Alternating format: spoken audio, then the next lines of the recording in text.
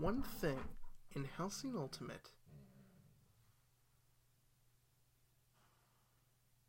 Okay.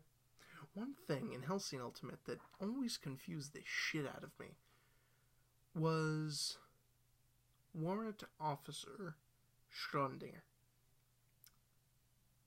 It's supposed to be a human version of Schrödinger's cat, which is this cat who's supposed to be omnipresent, doesn't exist, doesn't undisk, omnipotent. In other terms, pretty much God. Could do anything, but at the same time, it doesn't exist and it does exist. It's a paradox. Its existence is a paradox. My question is, how the fuck did the Nazis get a hold of that?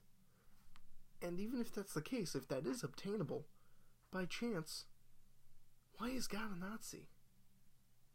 If you really just dwell on that for a second, like, go back and watch the show, the way that they talk about Schrödinger and his whole role and everything, he's God. He's a Nazi. God is a Nazi in Hellsing. And,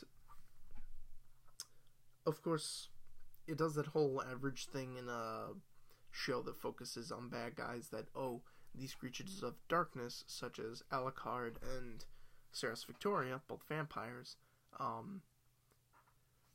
they're treated, the people who will hone the abilities of, like, the darker demonic things, such as vampires, using them as tools, they're looked down upon.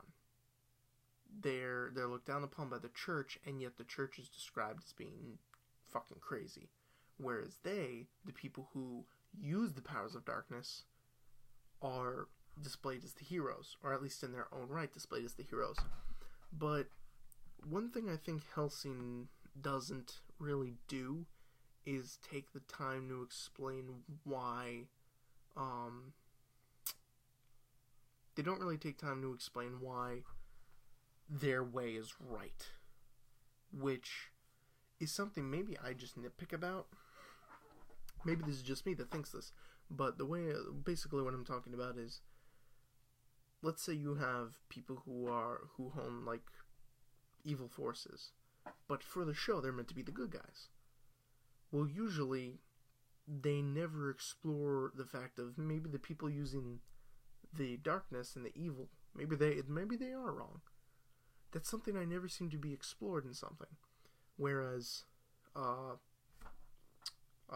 in Hellsing, the Vatican, they're displayed as batshit crazy, but then again, they're given no real indication that maybe what they're doing is the right way.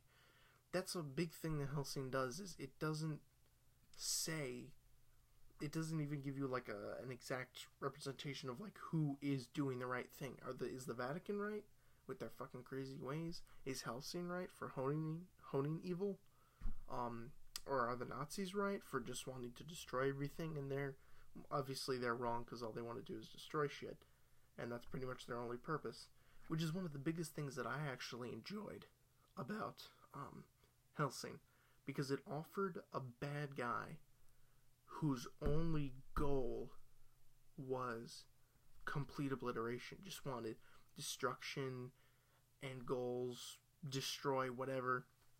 And I don't know what it was about this precise series, but it was something about it, just the story was so old, I'd say, or the subjects were just so old, that blended with the philosophy of each of the individual characters and the way that these three groups, because basically it's three groups, it's a triangle war.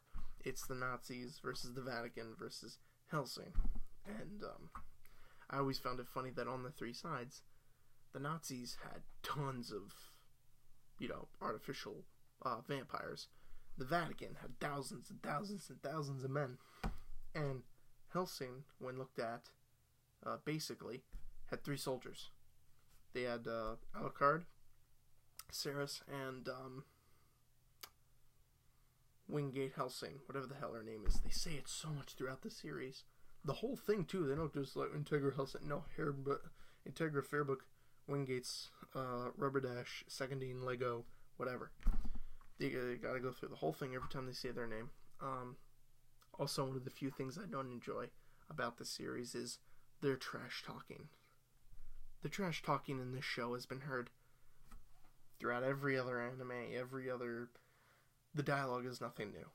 The only thing I'd say that sets the dialogue in this show apart from other shows or other anime, mainly, is that every once in a while a character will have like a tangent or an epilogue, or that's what it's called, a soliloquy.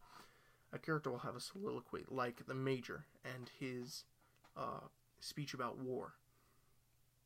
He has that, and that's kind of like a moment in the show where everything like takes a pause and you just get to reflect on the philosophies of the characters, which is interesting.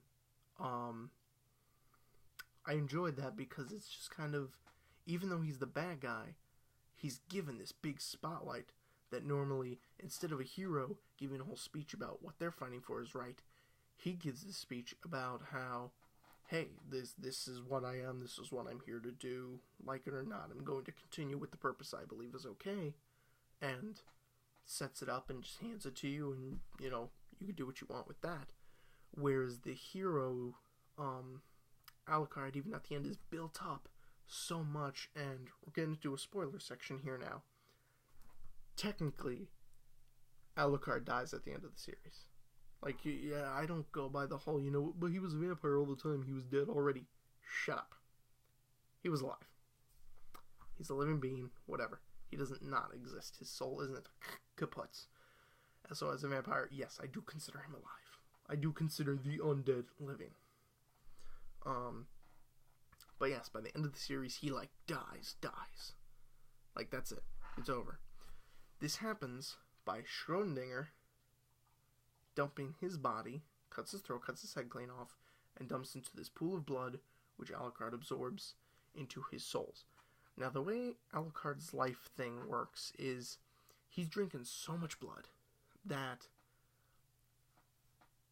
the blood that he drinks from the people, he kind of gets their bodies or their souls, and pretty much every single time you, like, blow his head off, you're kind of blowing off his head, but you're also blowing off the head of one of the souls he absorbed, and he's got, like, millions inside of him. So he just, like, replaces it with a new person, but it's his face, if that makes sense. He's kind of using their soul energy and their cells and the manipulation of their whole essence to replace injuries that he would get, to regenerate and come back from injuries. And so it's said that the only way to actually kill him is to pierce his heart, which, with how much he allows himself to get shot up by machine gun fire, I really don't understand how that hasn't happened yet. For something that's supposedly so easy to do, everyone manages to muck it up. But hey, that's the show. And the last thing I'd have to say about it was finally getting back to Schrödinger killing himself. Schrödinger was the paradoxical cat. Didn't exist. Didn't not exist. And how they handled that in the show was Schrödinger,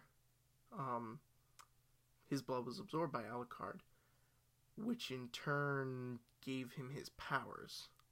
So it made how the Major had intended to kill Alucard was to turn him into God, to make him not exist and at the same time exist. He figured that Alucard had so many souls inside of him that he was just a complex of different personalities and people, millions in fact, that none of them would be able to recognize themselves. None of his consciousness would be able to identify with itself, whether it was existent or not, which would wipe it out of existence. Which, when I began to think about that, it's like, holy shit, this is the kind of stuff you talk about when, like, you're beyond high. Just like the very fabric of this could lead to hour-long conversations.